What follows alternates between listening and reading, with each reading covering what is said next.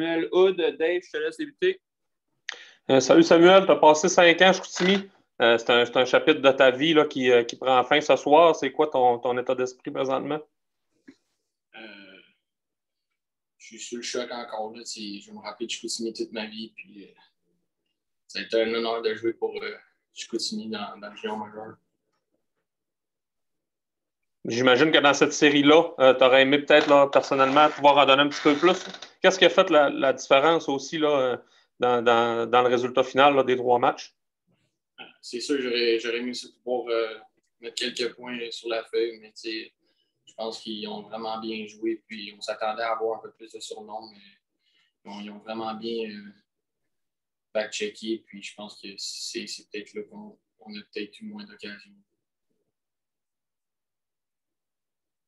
Moi, c'est bon. D'autres questions pour Samuel? Sam, merci pour ta carrière junior. Félicitations. Merci. Bonne chance pour la suite. Merci.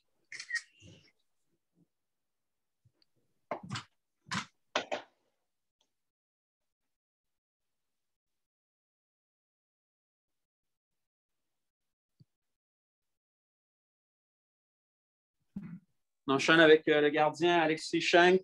Dave, une fois de plus, je te laisse débuter. Merci, Alexis. Même question qu'à Samuel. Tu as passé 4 ans ici. Tu as le record pour le nombre de victoires en saison. C'est un passage là, qui marquant là, qui prend fin ce soir. Quel état d'esprit tu te retrouves? Ben, c'est sûr qu'on aurait aimé ça, c'est sûr. Aller plus loin. On s'est rendu à la demi-finale. J'aurais aimé ça finir ce qu'on a commencé l'année passée, mais il faut leur donner. Ils sont bons, puis ils ont bien joué. Fait que, ça, c'est malheureux, mais en même temps, je suis vraiment fier d'avoir fait partie de cette organisation-là qui m'ont donné toutes les chances possibles. Puis aussi, tu sais, je suis arrivé ici, j'étais encore mineur, puis tout. Fait que j'ai grandi ici quasiment, puis je suis vraiment reconnaissant, puis surtout, c'est vraiment une belle ville. Fait que, je suis content. On a senti dans cette série-là que toutes les fois que vous vous approchiez, ils trouvaient une façon de vous faire mal. Est-ce que c'est un petit peu comme ça que tu l'as vu aussi? Là? Ben, c'est sûr, ils ont été capables de profiter de leur chance. Puis, comme j'ai dit, c'est une excellente équipe de hockey. Ils ont réussi de profiter de leur chance. Fait que, je ne sais pas trop quoi dire là-dessus. Merci pour tout. D'autres questions, Marc-Antoine ou les autres? Non? Merci, Alexis. Félicitations. Tu peux être fier de ta carrière junior. Bravo.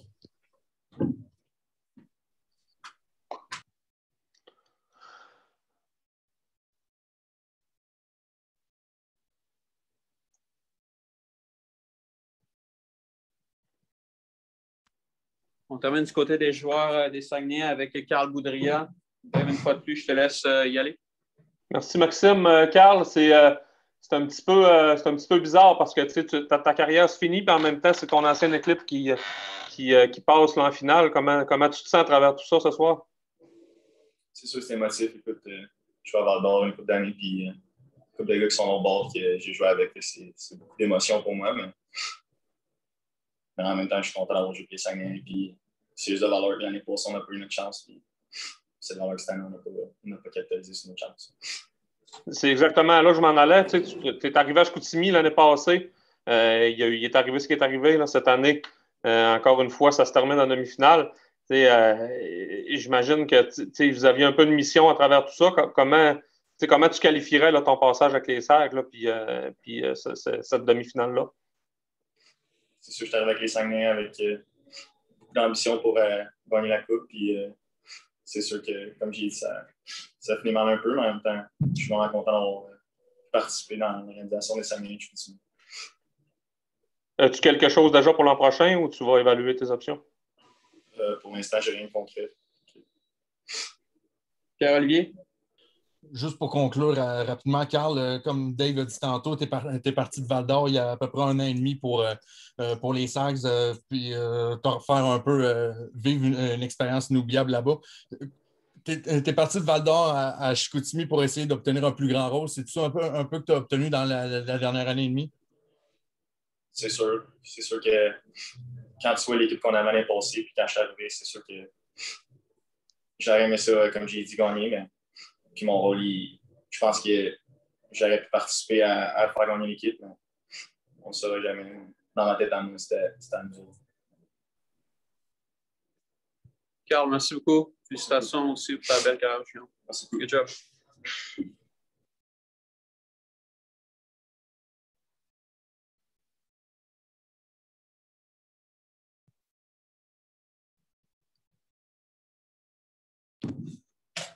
Conclu avec l'entraîneur-chef Yannick Jean. Dave, je te laisse une fois de plus la première question. Parfait. As-tu l'impression que vous avez joué votre meilleur match de la série aujourd'hui, Yannick? Parce que, à part peut-être 3 minutes en fin de deuxième là, qui vous ont fait vraiment mal, on a senti que c'est vous autres qui dictaient l'allure de ce match-là quand même. Oui, je pense qu'on s'est amélioré, on a progressé. On était meilleur lors du match 2 que du match numéro 1. On était encore meilleur lors du match 3. Toutes les fois qu'on faisait une erreur, ils nous l'ont fait payer cher. On a fait des erreurs non provoquées à certains moments. On a essayé de trouver dans le fond de notre filet. Là, puis, c'est une bonne équipe de hockey, mais c'est pas juste une bonne équipe de hockey, c'est une équipe qui travaille fort. Ils ont un leader exceptionnel dans Jacob Pelletier. Il lead ça à venir jusqu'à maintenant. Puis, comme je dis, il ne faut pas que tu leur donnes un pouce, parce que c'est sûr qu'ils vont prendre un pied. Puis, c'est un peu ce qui s'est passé. Là, chance pour chance. Ils ont eu le déçu pour nous autres, sur nous autres, là, au total, définitivement. Mais, comme je dis, oui, notre série a progressé, on était meilleurs.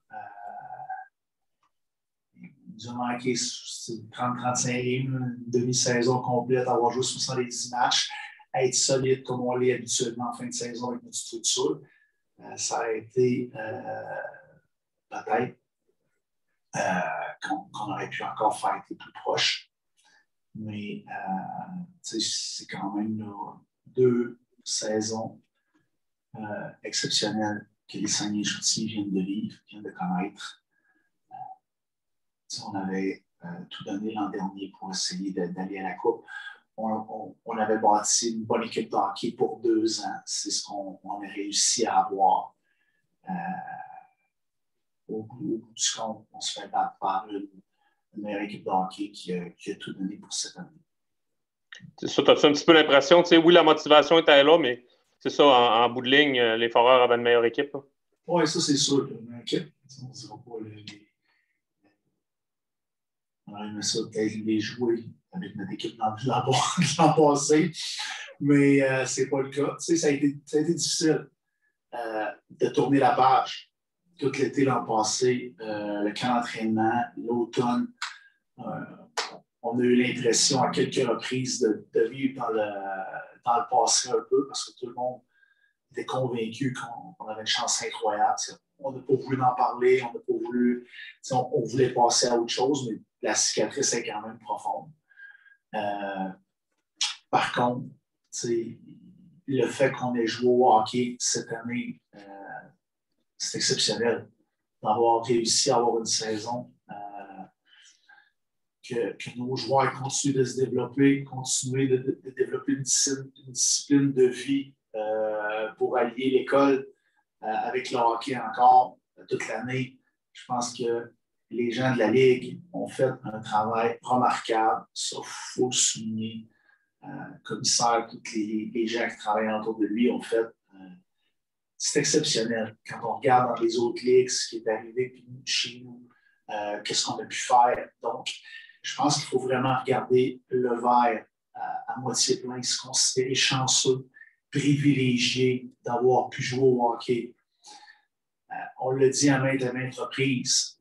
Peu importe le résultat, on espère juste qu'il y ait quelqu'un qui remporte le trophée au bout sans qu'aucune équipe ait été victime du COVID lors des séries éliminatoires. Jusqu'à maintenant, c'est exceptionnel. Puis je souhaite aux 3 équipes qui restent qu'il y ait un championnat et que la Coupe soit levée On a tellement fait d'efforts, on a tellement demandé de sacrifices à nos jeunes, on a demandé des sacrifices exceptionnels à notre personnel également. Il ne faut pas oublier, il y en a qui ont des enfants, puis il y en a qui ont des familles qui ont vécu 60, 70, 80, 90 nuits à l'hôtel cette année pour arriver à ce qu'on joue. Moi, je tiens à remercier les propriétaires, les membres, la Ligue, les joueurs qui ont embarqué avec nous autres. Peu importe ce qu'on voulait faire, si les joueurs ne l'avaient pas appliqué, ça n'aurait pas marché. Donc, je pense chapeau à tout le monde. Puis, merci beaucoup vraiment au nom des joueurs et de toute notre organisation. Je sais que c'est vite, là, une demi-heure après votre élimination, mais tu sais, l'an passé, tu ne contrôlais pas ça. Cette année, tu as encore décidé de foncer là, malgré l'année un peu bizarre. Quel bilan tu fais de ça? Est-ce que tu le vois un peu, là, le verre à moitié plein, le verre à moitié vide? Oui, regardez, on avait des bons joueurs de hockey. Le marché n'était pas là pour échanger nos joueurs. Des équipes qui ne nous ont pas cru, des équipes qui on était prêts à échanger nos joueurs, à échanger des joueurs. On a regardé les deux côtés, puis en aucun temps, on voulait s'améliorer pour entrer un joueur qui jouerait avec nous seulement 3 mois. De là, les ajouts de la France et du B, ces 2 joueurs qui vont être de retour dans la Ligue de hockey junior l'an prochain. Avec ce qu'on avait fait l'an passé, on ne pouvait pas y aller en ligne cette année. On a essayé d'ajouter des buts à notre formation. La France n'a pas joué. La France a joué quoi? Un match dans toutes les séries éliminatoires. Qui est le match d'hier, a joué 5 ou 6 matchs en saison régulière. Mais Dubé, c'est comme si Dubé avait compté les buts pour les deux. Moyenne de buts par match, tant en saison régulière qu'en séries éliminatoires. Il était exceptionnel pour nous autres. Honnêtement, c'est facile à dire, là, mais j'en ferais la même chose parce que Dubé était très, très bon pour nous. La France, c'était-tu game time ou c'était déjà là, c'était là, qu'il ne pouvait pas jouer là, après la game d'hier? C'était game time. Il a joué, il était habillé hier sans être à 100%. Puis, donc, c'était game time, puis on a décidé 20 minutes avant la période d'échauffement qu'on ne l'habillait pas pour le warm-up non plus. C'est un peu la fin d'un cycle aussi là, pour vous autres. Là. Tu viens d'en parler là, pas mal, là, abondamment. Tu vas avoir beaucoup de changements là, pour l'année prochaine. Quand tu parles de fin d'un cycle, c'est tough. Là. On perd des gars comme Shank et Wood qui ont été des piliers pour notre équipe. Quand tu repêches un gars et tu le laisses aller 5 ans plus tard, Samoud, c'est le premier que je coach 5 ans dans toute ma carrière. Ça fait pas juste une couple d'années que je fais ça. C'est difficile. Ça va être la fin d'un cycle. Il faut tourner la roue. Shank, l'air Alexis Shank, on peut en parler comme ça, il s'élève au nom des grands gardiens de but que cette organisation-là a connu. J'ai joué avec quelques-uns des meilleurs. J'en ai, puis Shank est sans aucun doute le meilleur que j'ai pu diriger également. Donc, il y a eu des grands gardiens ici, puis il est en bout de la liste avec eux.